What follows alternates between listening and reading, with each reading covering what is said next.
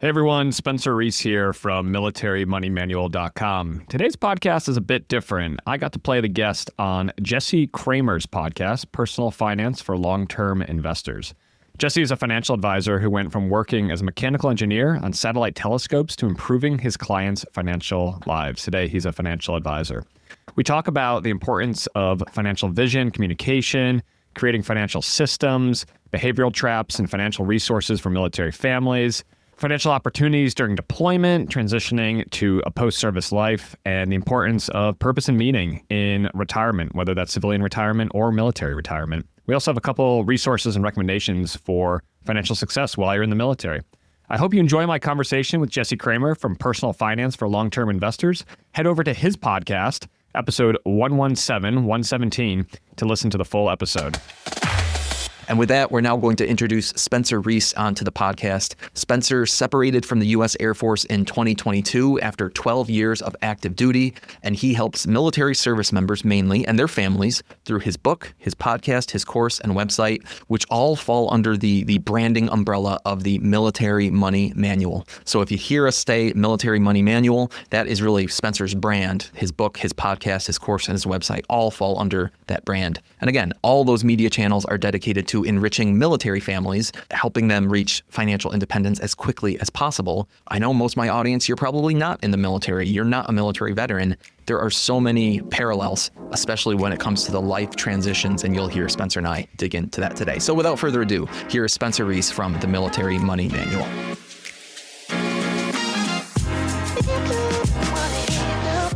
Spencer, I'm glad we were able to do this, man. And something that I was thinking about, one potential place to start this conversation is that, my listeners are used to me hearing me say that financial planning is a function of specifics, right? It's your life, your family, your income, whatever is unique and specific to you.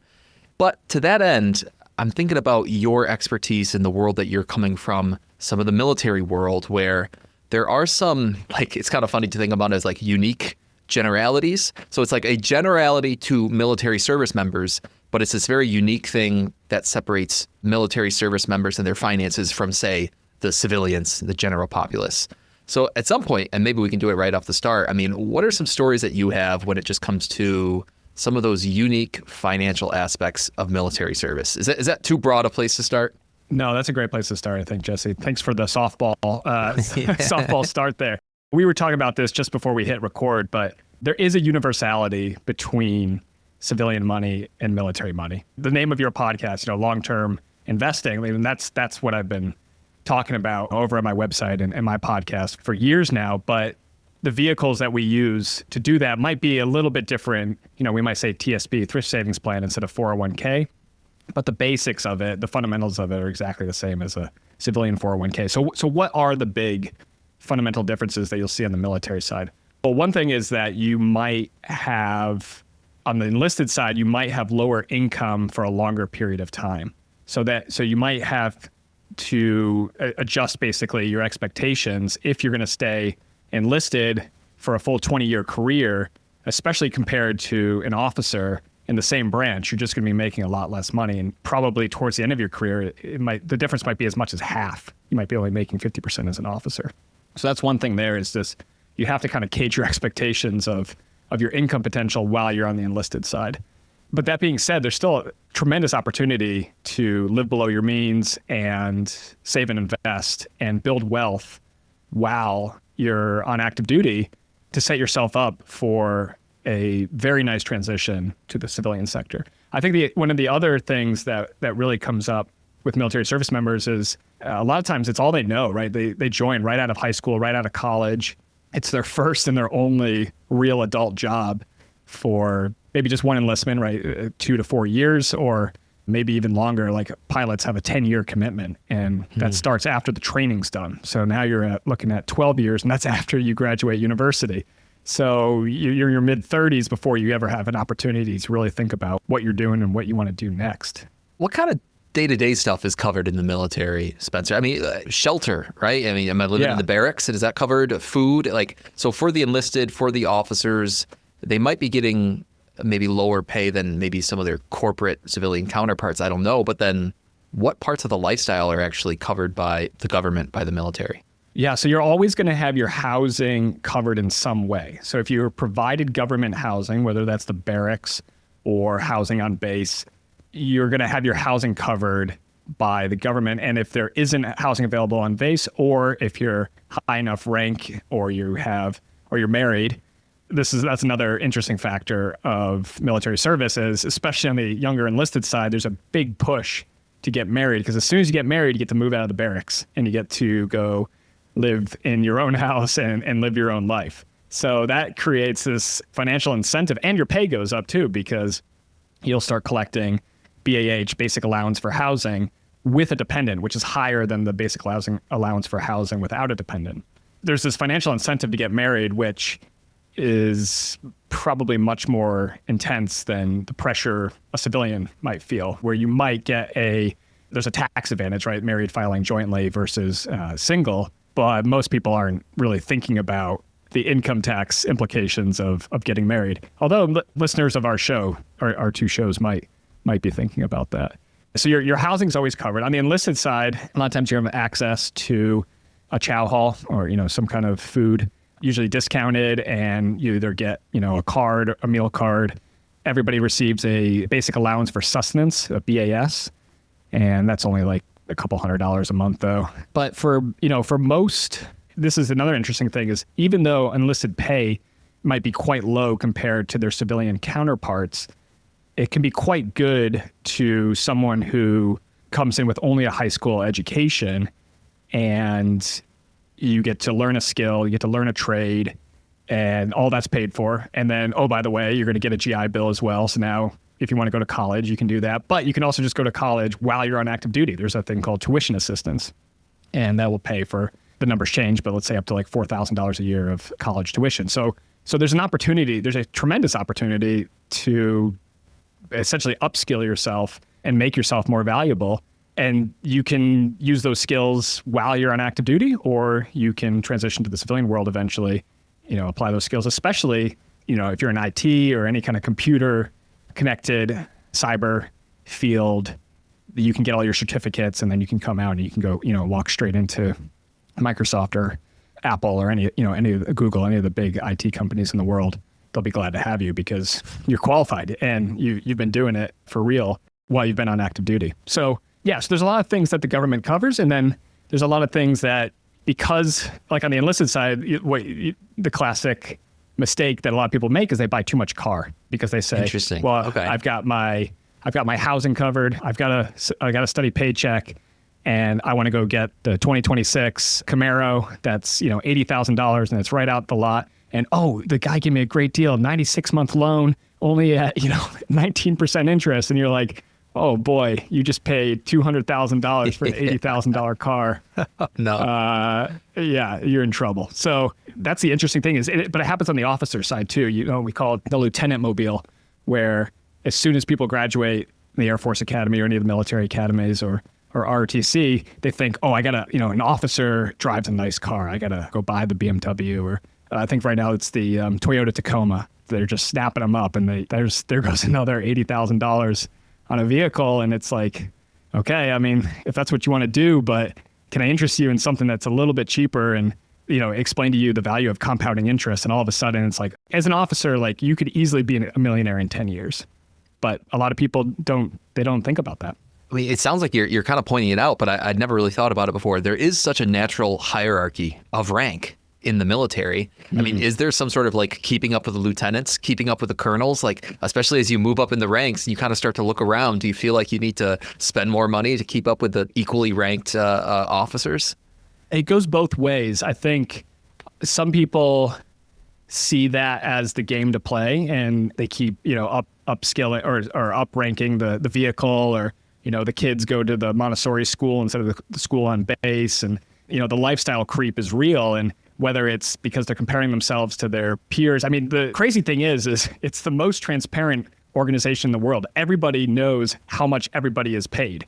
Now, if there's a civilian spouse, right, you don't know how much they're getting paid, but the pay scale is set by Congress and is publicly available. So how much you as a captain is making, how much your colonel boss is making, how much the airman that's working for you is making. And what I find is that it usually splits around, on the officer side, around the captain rank, where you have some people realize like, this is a stupid status game that I don't need to play and I can play a different game. And those are the people who rank up, and eventually they're colonels who are driving the 20-year-old Honda Civic.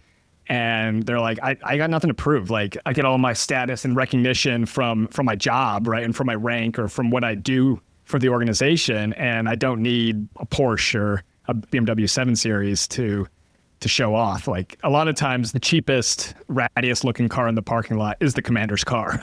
Yeah. So they're just like, this isn't a game I want to play. But like I said, it does split. And so you have some people who say, okay, now I'm starting to make, it's about captain, where you're starting to make six figures as an officer, over $100,000 a year. And there are some people who are like, okay, now I'm making the real money and I can really start upgrading my lifestyle.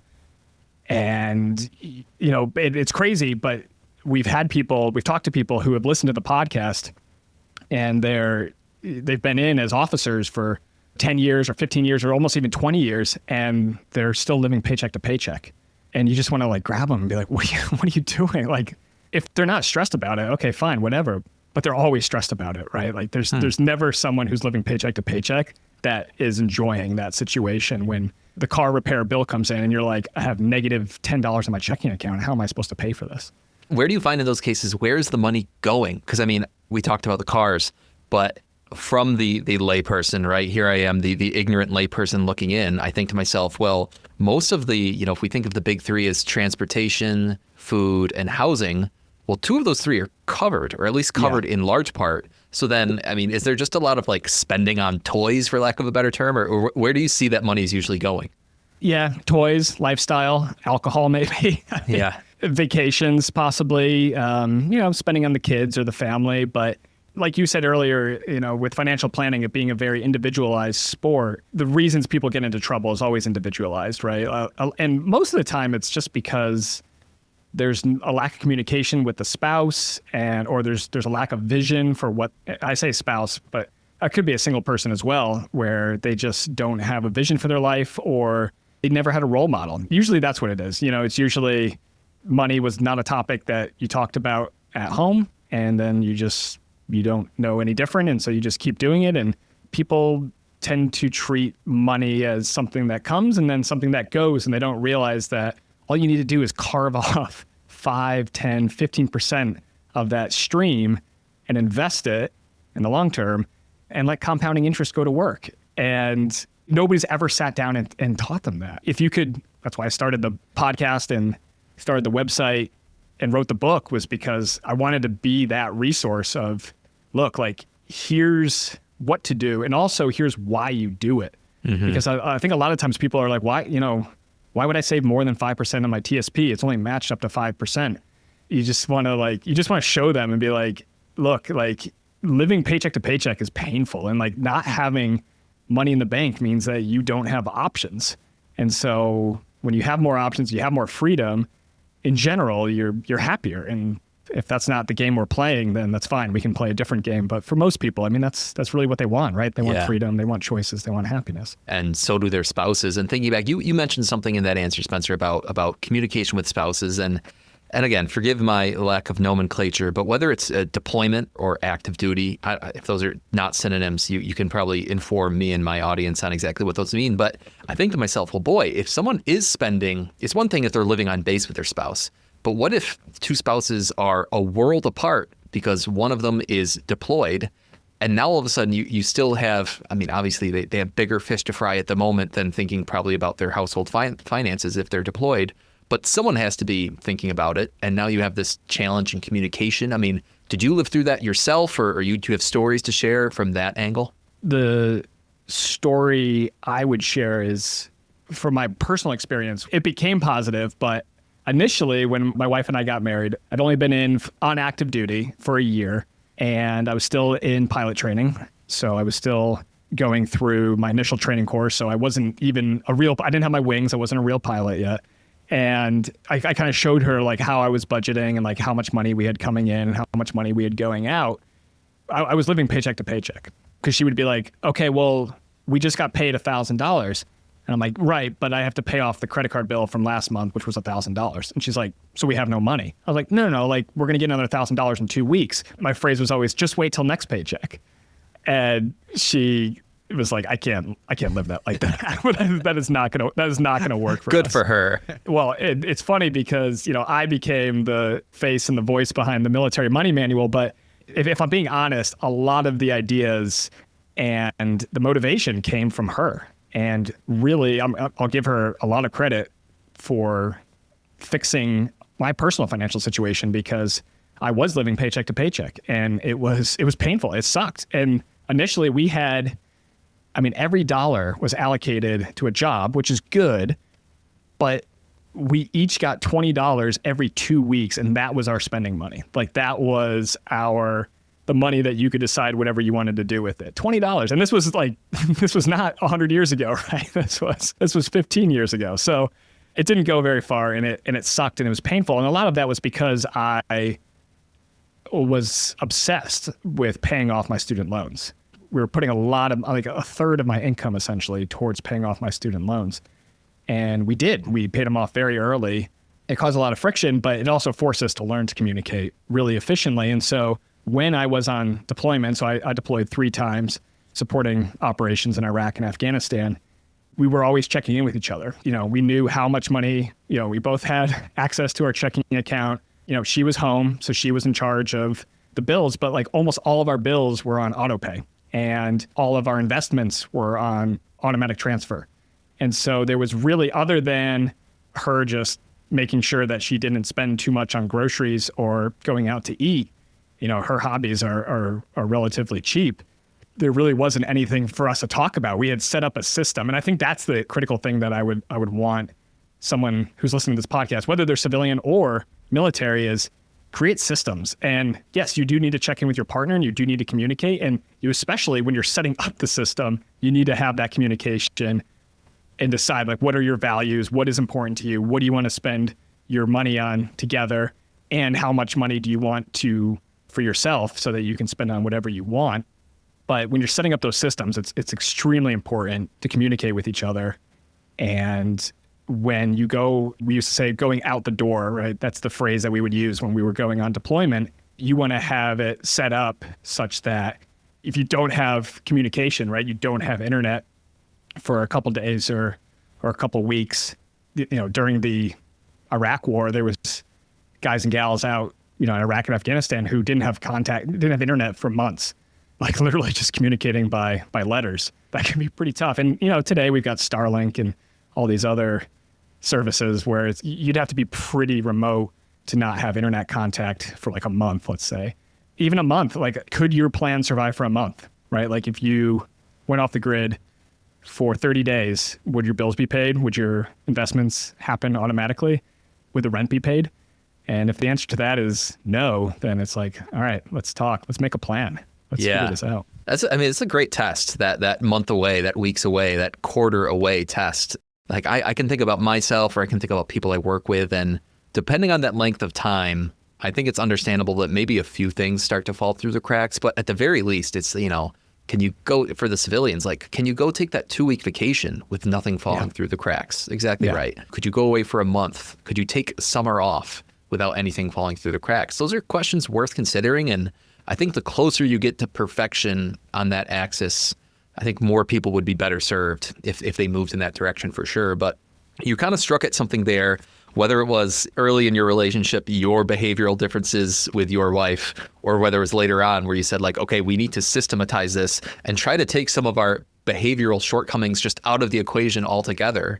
I'd love to dive down that rabbit hole a little bit more, Spencer, are there any kind of repeated behavioral traps that you just found, like, yes, they're general behavior traps that affect all of us in personal finance and we can all learn lessons from it, but you see them as just being especially common for military families? I think for military families, the most common traits I see are those of avoiders. So by that, I mean, it's usually not a will problem, right? They usually want to be better with money, but it's a skills problem. They never got the training They never saw it modeled by their family or their parents. And then they marry someone who also doesn't have those skills. It probably also has the will, but they just can't bridge the gap because they don't know who to turn to. And I mean, the great thing is the military does offer a lot of free resources to service members. So I'll just throw out a couple. Military OneSource, so that's sponsored by the Department of Defense. You can go to militaryonesource.com, I think it is, but just Google it, Military OneSource. Free financial counseling there specific to your situation. So you'll tell them, hey, this is what we're struggling with, or this is what we want to know about. Like, they're not going to give you great investment advice other than you should contribute to your TSP. And they're not going to tell you like which funds to select inside your TSP. If you want to see stuff about that, check out my website, but they will be able to just like have that budget, paycheck, that communication, and that, just kind of that initial like rip the Band-Aid off moment where you go to your spouse and you say, look, like, I don't know about this money stuff. I don't think you know about this money stuff either. Maybe skip that part, but you can just talk about yourself and be like, I want to be more confident with money. In the Air Force, we call it the Family Service Member and Family Readiness Center. And you can go there and you can sit down with a real person face to face, and they'll have you build a budget. They'll have you, talk about, okay, like what are the 3 big expenses of most American households? Housing, transportation, and food. And like you said, for the military, well, food's mostly covered. Housing's mostly covered unless you're renting something that's way above your housing allowance. And so then your only factor that you really should worry about there is transportation. And so many times military service members make the mistake of buying too much transportation for their rank, for their paycheck. And if they could just not make that one single error, they'd be so much better off. They'd just have so much more room to maneuver with their money, with their paycheck. That's the kind of the overarching theme I see for military families is it's usually 2 avoiders who just don't have the skills. And because they're avoiding addressing the money issues, they don't ever get the will really either. So I think the best thing to do would be to go to your partner and say, look, I want to get a handle on this money thing. And I want us to stop living paycheck to paycheck, or I want us to get out of debt, right? There's probably some part of your money story that you're like, man, like that, why do I have to send $1,000 a month to my student loans? Like, there's gotta be a way to fix this. And just go to your spouse and be like, imagine if we had $1,000 more a month. I mean, for some couples, it might be, imagine if we had $100 more a month. Wouldn't it be nice if we could like go out to Olive Garden and not worry about it? Or, go out, like buy some beers and drinks and invite people over on the weekends. And just kind of like starting the conversation with a positive, and then them being like, yeah, that sounds great. How are we going to do that? And like I said, Military OneSource, Airmen and Family Readiness Center, the Navy, the Army, they all have their own places on post or on base. And if you don't know who to start with, just go to Military OneSource and they'll find like the resources and they'll point you exactly where to go. But you can even chat with them. I mean, you don't have to sit on the phone and talk to them. I know everybody these days just likes to go through the chat window, and you can do that. Like they have email, so you can exchange emails if you want to. But there's so many free resources out there, and it's such a shame to watch military families continue to avoid the problem when they're given so many opportunities and so many resources. I have, success stories of enlisted millionaires, who are becoming millionaires like well before they reach military retirement of 20 years of service. Airmen who have saved over $100,000 after just a 4-year enlistment term. And I mean, are these extreme examples? Are these outliers? Yeah, they are. But they're also proving the point that, okay, maybe you can't have $100,000 in 4 years, but I bet you could have $40,000. And if that sounds crazy to you, like the data's out there and you are getting paid enough to make that happen. It's just a lot of it is look at your lifestyle, cut out the fat, and focus on your opportunities to make additional income, which, like you were saying, deployments, not only is it an opportune time to have those communication questions and discussions with your partner, but you have the opportunity where now when you're deployed, all your food is free, all your housing is free. You're going to continue to collect housing allowance for the station. If you have a dependent back at your duty station, you're going to continue to get housing allowance for them, but there's nothing to say that they can't downsize, right? Like they can move all their stuff into storage and move back home with their family, which depending on your family situation might not be ideal, So don't do that, but they're still going to have expenses. But when you're deployed, you don't have any expenses. Your income goes up and you're making tax-free pay usually if you're deployed to a combat zone. There's tremendous opportunity there to get way ahead. And I just saw a post on Reddit the other day. I think a guy's on a 9-month or 12-month deployment. And the first 3 months, he paid off all his auto loans. He paid off all his student loans. And he's like, okay, what do I do next? And it's like, all right, man, let's max out your TSP, Roth IRA. Okay, what's next? Taxable brokerage. Let's go. You can literally change your life around in a single deployment. And I think so many service members just let it go to waste, and they don't stay. And it doesn't, you don't have to stay focused on the goal. You just have to set up a system when you first get out there, and then you can worry about, what you're actually doing on that deployment, and let your money take care of itself. Yeah. It's interesting that you point out that because especially maybe the earlier career service members, like you alluded to, I think you said, Spencer, that once you reach captain, that's when you first hit maybe 6 figures worth of income. So before that, you're on 5 figures of income. And if you do make that really common mistake that you pointed out, which is just buying too much car, you've got the money, so you decide to spend it on a car. We all know that Camaro example that you pointed out, that buying too much car and getting too bad of a loan on that car is easily a 5-figure mistake. It might even sneak into a 6-figure mistake over many years. And when you're quote unquote only making 5 figures, you can't afford 5 and 6-figure mistakes like that. And if people could make the better choice up front, prevent that mistake, save that money, put it in their TSP, it really is the difference between kind of floundering throughout your military career and maybe pivoting post-career and being I don't have too much to show for my military career. I didn't save that much, versus pivoting post-military career and being that millionaire or having that flexibility to do whatever you want after the military. Just a quick note from one of our sponsors, and we'll be right back to the show. Hey, Spencer, I've heard about this free Amex Platinum card for military service members. Where can I go to learn more about this? Great question, Jamie. I've got the Ultimate Military Credit Cards course at militarymoneymanual.com/UMC3. It's a 100% free email-based course, and I explain exactly how to verify your eligibility for credit card annual fee waivers with the Military Lending Act, or MLA, and the Service Members Civil Relief Act, or SCRA.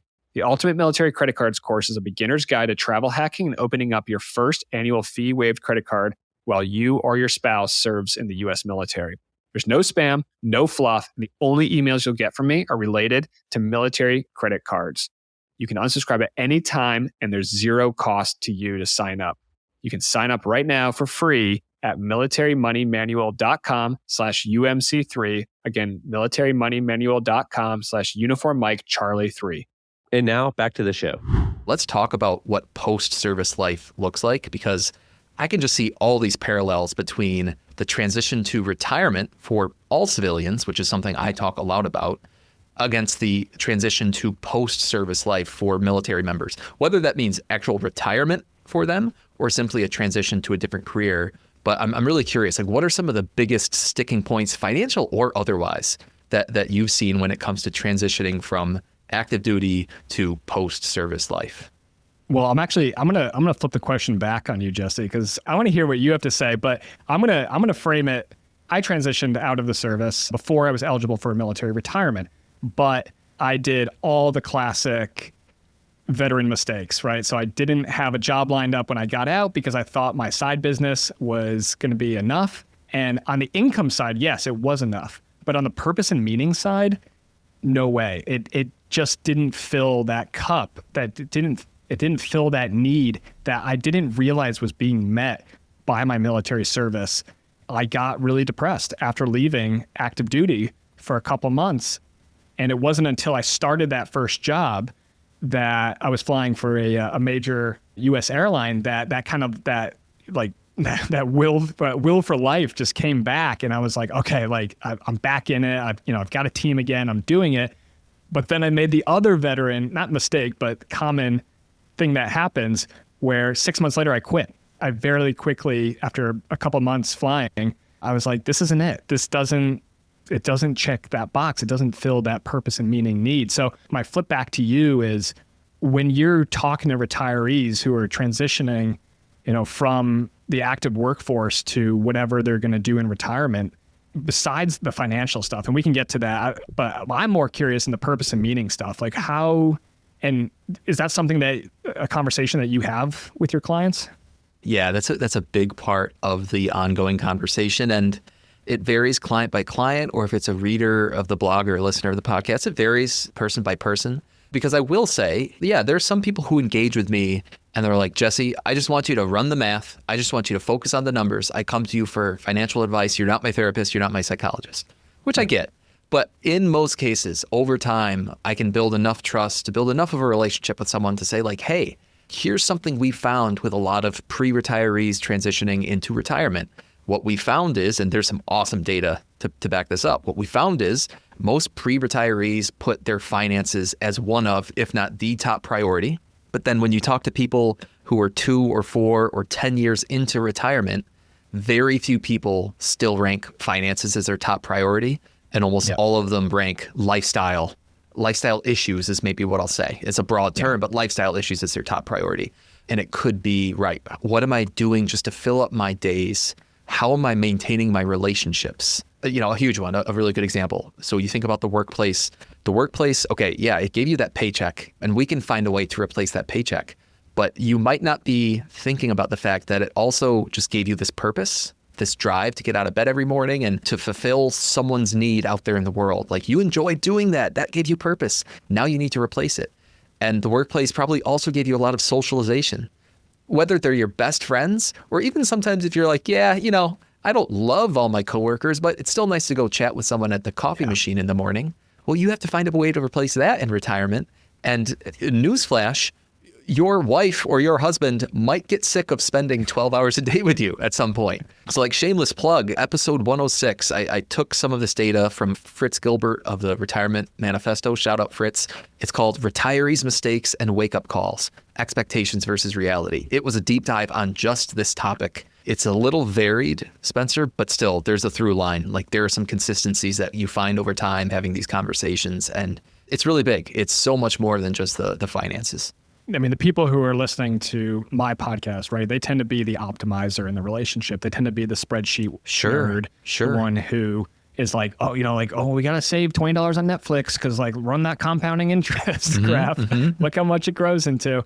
And my plea to them is you're going to be fine. The numbers are going to work. You have run 1,000, 10,000 Monte Carlo simulations, not over, 20, 30, 40, 50-year time horizons, as long as the United States continues to exist in some form and capitalism continues to exist in some form and companies continue to pay their shareholders dividends, you will be fine. Set it all aside, buy your beans and bullets and your gold bars if you need to, but like you're going to be fine. Now what are you going to do? And people are just like, oh, I'll figure it out. And like, no, you're not going to figure it out. I mean, you will, because everybody figures it out. But this is the hard question. The money stuff for most people, the people who are hiring financial advisors or who are the DIY, super DIY types that understand compounding interest and understand the point of tracking your dollars and making sure that every dollar has a job. It's great. Every dollar has a job, but what's your job? Like, what are you going to do when you've reached that financial independence or that financial freedom? And it's often ignored, both by the military service member who's transitioning to the civilian world, whether it's separation, medical retirement, 20-year retirement, or someone who's going from active duty to the Guard Reserves, which, again, I'll throw that out as a great option, as just kind of easing your transition, is when you're done with active duty. But if you enjoyed it, if you liked it, and if you want to be around those people, take a look at the Guard and Reserve. Usually their commitments are not that onerous, and you're still going to get to put on a uniform. You're still going to get a lot of that community. You're still going to be able to, like if your civilian job sucks, you can just take active orders and go full time with the Guard or Reserve and come back later to your civilian job. Or you might get to the Guard and Reserve and be like, you know what? No, like I'm good. I did it. This is a nice transition, but I'm going to give these guys a year and then I'm going to be fully civilian. But at least you're kind of like taking a slow, measured approach to it and you're giving yourself time. And I think that's the thing that I want anybody who's retiring from the military or transitioning out of the military to the civilian world, or a civilian who's retiring. I just want to say, you're going to be fine, but it's going to take some time. And for some people, it's no time at all, right? Like they're like, no, I'm golfing every day and I'm so excited. And my wife, is going to go do whatever she's going to do. And we've got the grandkids nearby. And like, I talk to retirees all the time who are like, or people who are financially independent. You look at like Mr. Money Mustache or someone, and they always say like, I don't have time to work. Like my life is so full. I have so much going on. Like, I don't know how I had time for a job before this. And that's great. If that's your situation, that's great. And if that's not your situation and you've separated from the military, or you're retiring from a 40-year career in your 60s and you're going into a more traditional retirement as a civilian, it might take a couple of years. And there might be some dark moments in there of you staring at the ceiling at 3 o'clock in the morning thinking, what did I do? Like, why? Like, what am I doing here? And it's a tough question, but it's okay if you don't get an answer immediately. And when you, in 2 years, 3 years, 5 years, you might say, I still don't have an answer, but that's okay. I'm working on it. You might have an answer. You might say in the book, The Second Mountain, David Brooks talks about the 4 callings, and it's vocation. So like not just a job, but like, a passion, the work that you were meant to do in this world, or the Japanese Ikigai. The Ikigai, there you go. What you were meant to do. And then the other one is, there's 4 of them, religion, philosophy, community, and marriage. He kind of focuses on those. And for a lot of people, maybe they've neglected their marriage because of their work, or maybe they've not been involved in their religious community because they were busy doing other things and raising kids, and, life's busy. And, I see a lot of retirees, my wife's grandmother, for instance, turning 90 years old, and she's still in the church choir, right? Like she still goes and sings every Sunday, and like her friends are there, and she talks to the pastor or the priest, and it's such a joy for her to have that part of her social calendar and have that part of her week. And that's something, the fact that she has the time to do that and go practice with them and be there on every Sunday, maybe that's something that you're interested in doing when you just didn't have the time when you were working full time. And here you go. Here's this opportunity. Here's this gift. Don't squander it. Yeah, a few different things that you were saying there, Spencer, just made me think of these two different metaphors that both oddly, coincidentally, have to do with our teenage years. Because, I can picture back to like being a high school freshman and heading into the summers off. Right now we're recording in early July. It's summer off for high school kids. And a lot of my friends and I had this mindset where it's like, oh, what are you going to do this summer? And it's like, I don't really know, just not school. That's the answer, just not school. And that's a good enough answer for that time in your life, because summer's 2 months long. And okay, if you don't have the most productive summer off, kind of like, who cares? But I feel like that is the mindset that some retirees go into retirement with. Like, what are you going to do? I don't know, not work. That's it. I'll figure it out. And not work is good enough because I didn't like work. And the answer of not work means I'm therefore going to like it. And that's just not the case, because the second metaphor is many of us can think back to this time in life where maybe we're 17, 18. Maybe we're debating, like, do I go to college? Do I go to the military? Do I get a job? Or maybe it happened right after college where it's like, do I go to grad school? Or for me, like I got this 4-year degree in engineering. Do I even like being an engineer? And the point is, like, you don't quite feel settled in life, and you don't quite feel like you have this defined path in front of you and you're just trying to figure it out. There's a parallel between that and the early years of retirement. Like, you're trying something new. It's a big life transition. And for the first time in decades, you've got nothing but time. It's a big deal. And it might take, just as you alluded to, it might take you some time to figure out where your path will take you and what feels good and what feels comfortable. But if you can do some of that work beforehand, that's where I think people tend to have some more retirement success, rather than just getting thrown into the deep end and hoping they can tread enough water to keep their head above water. If they ease their way into it by doing some work beforehand, usually there's a better result. I don't know if the same applied to military, transitioning out of the military, but I got to think a little bit of preparation can go a long way. You just triggered a couple ideas there for the transitioning military service member. And the first one, the most practical and tactical advice I can give is there's a program called TAP, Transition Assistance Program. And when you're within a year of separation, so you've set a separation date or retirement, you can start going to TAP classes, and usually it's 2 or 3 days, and they have like an entrepreneurship track and a civilian career track, and they'll give you a year free of LinkedIn Premium, which I hate LinkedIn, but there you go. I guess some people have leveraged it to succeed in life. But the TAP program, I went to one, and you have to go to one before you can separate. But that was a mistake. I think I should have gone probably as soon as I was eligible. So as soon as I was at 1 year out, just gone to like the 1 or 2 day course and use that as an opportunity to get the brain juices flowing and thinking, okay, like what is this going to look like? And I thought I was well prepared for my transition. I mean, we had a very large nest egg. We were essentially, if we weren't lean fire, we were coast fire. I mean, we were well on the path to just being straight up fire and possibly even fat fire in the next couple of years. And so financially, we were very well prepared. You know, I had a little bit of work to do with the podcast and the blog and the book, but there was still a lot of things that I hadn't quite figured out. And I don't know if I would have figured them out because I'd gone to a TAP class earlier, but at least I would have started kind of the process. And maybe instead of a couple months of wallowing in existential and I could have shortened that a little bit. And so that would be my advice for someone separating from the military is go to the TAP program more than once. Just go twice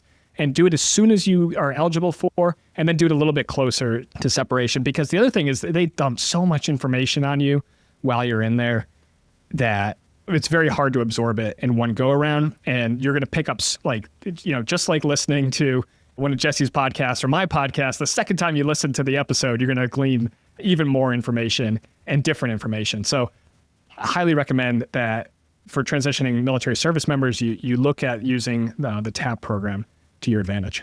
And, there are similar versions here in civilian life, whether it's just like something as simple as a class at your community center or something from AARP, or, the really nice thing is so much financial content on the internet is written for the general audience. A lot of it is just free and out there, and you just have to go find it. But it is out there. But anyway, Spencer, you've mentioned a few times now your book, your blog, and of course your podcast, which I know I'm sure my military listeners are want to go find it, and maybe even some folks who are listening who they have friends in the military, they have children in the military, they're going to want to forward it on to the people they know. How can our listeners go out and find your work? You could start at militarymoneymanual.com. That's the hub of the content universe of all my ramblings and rantings for the last, I think I started in 2012, so almost 13 years now at the time of this recording. And then if you enjoyed listening to my soniferous voice, then you can go to the Military Money Manual podcast, Spotify, and Apple. Finally, you can find the book, which is creatively titled The Military Money Manual, and that's on Amazon and also at shop.militarymoneymanual.com. Check out all the versions there, audiobook and ebook and hardcover and everything. The podcast I do with my buddy Jamie. He's still active duty officer. We started it to promote the book, and it's just grown. And we're almost up to 200 episodes, so we're having too much fun doing it. And we've had some great guests on there, and we'll be publishing this episode on there as well. And so where can people find what you're working on? Ooh, thank you for that. I wanted to give you a commendation. That's a military term, right? A commendation for branding consistency, Spencer. Excellent. The Military Money Manual, everywhere you look. Everywhere you look. The hub, if you will, for me is bestinterest.blog. That is my blog. That's where I do all my writing. And the homepage right there, bestinterest.blog, that's where people can sign up for my weekly newsletter, which is just an easy way that people can keep in touch with my new articles and my new podcast episodes. The podcast is available anywhere you're listening. If you're listening to it right now, you're at a good spot considering it is this podcast. Personal Finance for Long-Term Investors is the name. And we do deep dives on financial planning topics, tax planning topics, a little bit of the psychology that goes into long-term investing and retirement. So if you're looking to deep dive and learn more, it's a pretty good place to do that. I love it when Money Podcast barely touch, I don't think we use any percentages or dollar amounts on the show, but then the dollar amounts and the math, and really there's so much more that goes into these questions. And the last thing I wanted to leave your listeners with, especially because we tend to be optimizers, but The 5 Types of Wealth by Sahil Bloom, I just read it, and for an optimizer, it's great because it gives you a different framework to measure yourself against rather than just what's the net worth? What's the net worth? What's my income? What's the tax rate? And for retirees especially, you're going to be gifted this opportunity of you're going to have more control. Hopefully, you're going to have more control of your time. And that's one of the, the 5 types of wealth that he talks about in there.